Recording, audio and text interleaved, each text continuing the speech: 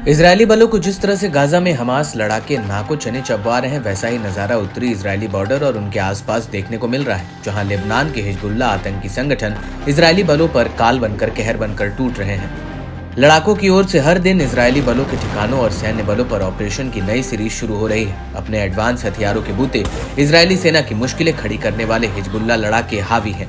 यही वजह है कि कई मोर्चों पर जूझ रही इजरायली फोर्स हर मोर्चों पर प्रतिरोध लड़ाकों से पिछड़ती नजर आ रही है। इजरायली सेना को भारी नुकसान झेलना पड़ रहा है। अपने सैन्य कर्मियों का ही नहीं, बल्कि जंगी मैदान में तैनात हथियार भी एक एक कर स्वाहा होते जा रहे हैं। इस बीच दक्षिणी लेबनान पर इजरायली हवाई हमलों में शुक्रवार शाम को हिजबुल्लाह के एक सदस्य और एक नागरिक की मौत हुई, तो वहीं 5 से ज्यादा लोग इसमें घायल हो गए। इजरायली ड्रोन और युद्धक विमानों ने बॉर्डर इलाके के भीतर और दक्षिणी लेबनान के अंदरूनी इलाकों में कई इलाकों पर 10 से ज्यादा ठिकानों पर छापेमारी की। इससे बौखलाए लेबनान के इस्लामी प्रतिरोध ने इजरायली मिलिट्री साइटों और सैनिकों के खिलाफ कई हमलों को अंजाम दिया। हिजबुल्लाह ने इजरायल को चेताते हुए कहा कि उसका अभियान गाजा में फिलिस्तीनी लोगों और उनके प्रतिरोध के समर्थन में और दक्षिणी लेबनान कस्बों और गांवों पर इजरायली हमलों के जवाब में जारी रहेगा। लेबनानी गुट हिजबुल्लाह ने दावा किया कि उसके लड़ाकों ने बिरानिट बैरक पर भारी बरकन रॉकेटों से हमला किया, जो कि सटीक हमला रहा, जिससे वह जलकर राख हो गया और इजरायल को बड़ी चोट पहुंचाने में कामयाबी हासिल हुई। समूह ने खुलासा किया कि ऑपरेशन दक्षिणी लेबनानी शहर मारून अल रास पर इजरायली हमले के जवाब में था। ऐतारोन शहर पर इजरायली बलों के हमले के जवाब में हिजबुल्लाह ने भी भारी बुरकान रॉकेटों से अल बगदादी साइट को निशाना बनाया। दावा है कि इस सीधे हमले में उसके लड़ाकों ने रामोत नफ्ताली बस्ती पर भीषण रॉकेट बमबारी की।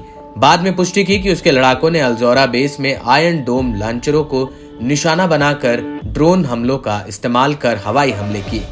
हिजबुल्लाह ने बताया कि वह सभी हमले हौला चौराहे पर इजरायली हमले के जवाब में रहे। इस्लामिक रेजिस्टेंट ने यह भी कहा कि उसमें शोमेरा बस्ती में इजरायली सैनिकों की ओर से इस्तेमाल की होने वाली बिल्डिंग पर भी धावा बोला।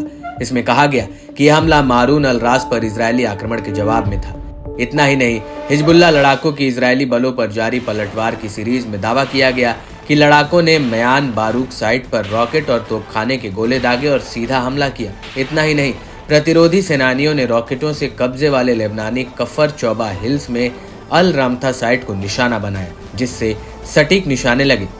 प्रतिरोध ने बताया कि दर्जनों कत्यूशा रॉकेटों से गैटन एन याकूब और योहियाम की बस्तियों को निशाना बनाया गया। इसमें आईडीएफ के एक सदस्य की मौत हो गई और कई घायल बताए गए। हिजबुल्लाह ने बताया कि ऑपरेशन अल नकोरा में नागरिक सुरक्षा पर इजरायली हमले के जवाब में था। इजरायली मीडिया ने हाल ही में लेबनान से लॉन्च किए गए रॉकेट बैराज के चलते उत्तरी कब्जे वाले फिलिस्तीन में 3 नुकसान की जानकारी दी थी। साथ ही कहा था कि हिजबुल्लाह ने रेड लाइन क्रॉस कर दी है।